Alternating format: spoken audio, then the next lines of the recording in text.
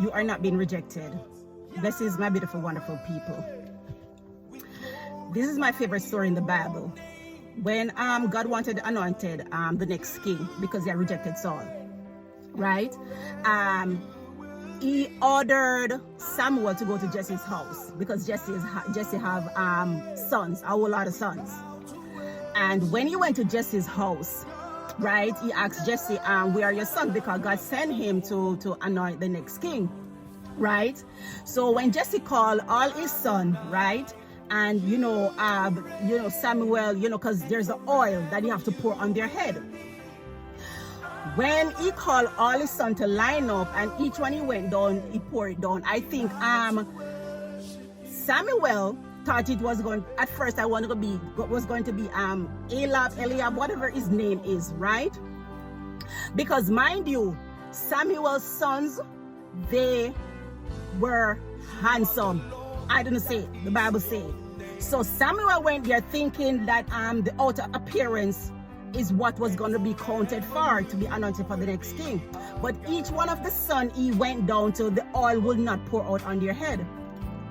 And he turned to Jesse and said, do you have another son? Because if this is all the son and the oil is not pouring out, then guess what? There has to be another one because God sent me to this house specifically.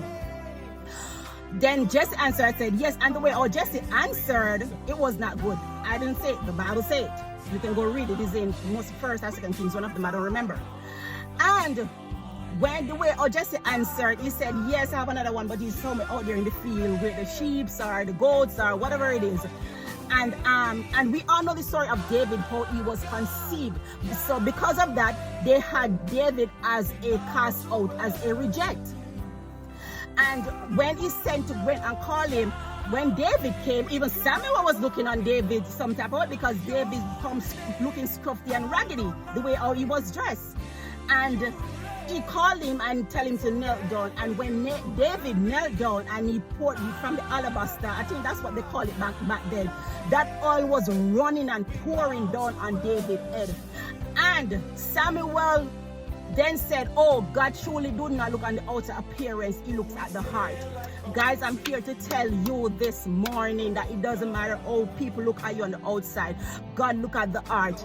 If you feel like you are rejected, remember the story of David. If you feel like you're an outcast, remember the story of David. If you feel like you don't have a purpose around this earth, remember the story of David. If you feel like what do you have to offer for the kingdom, remember the story of David, because the enemy, the devil, whisper things in your ears and like you start feeling some type of way. You get what I'm saying? Remember, each one of us was born with something to offer. You are not being rejected.